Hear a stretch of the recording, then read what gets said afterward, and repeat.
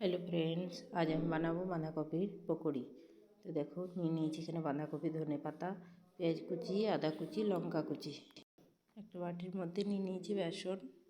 এবারে বাঁধাকপিগুলো আমি দিয়ে দেবো, সব ধুয়ে কেটে রেখেছি, সব দিয়ে দেবো।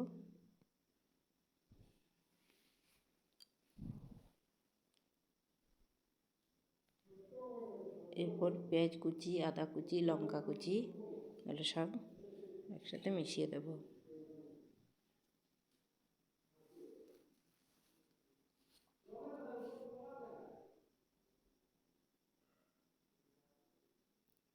এই যে ধনে পাতাও দিয়ে দিচ্ছি।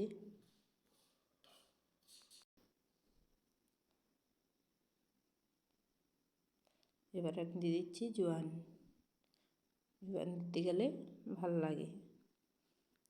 আর এটা নুন তো যেমন খাবে সেই পরিমাণে দিবে, আমরা একটু নুন কম খাই।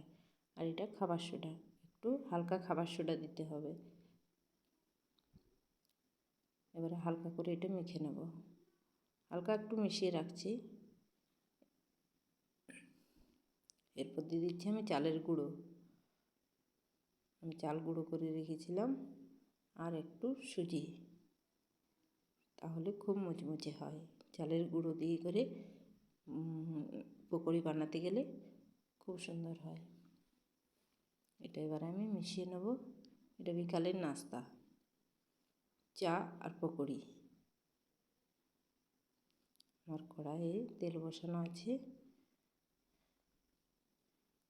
গরম হয়ে গেছে তেল।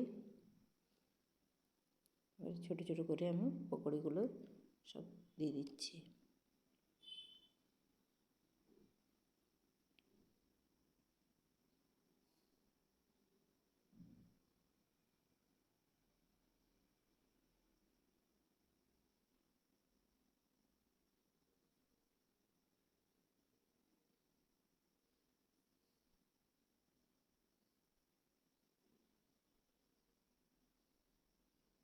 একটু ভালো করে ভাজতে হবে।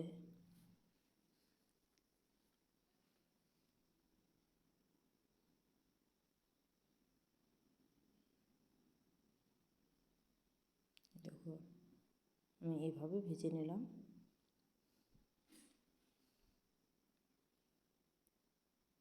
এইভাবে আমি সব পকোড়িগুলো বানিয়ে নেব।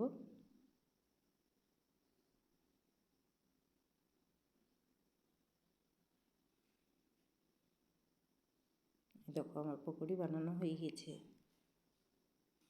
এই দেখো, আর দেখো খুব নরম, একটু তেল হাতে লাগছে না। কম তেলের মধ্যে খুব সুন্দর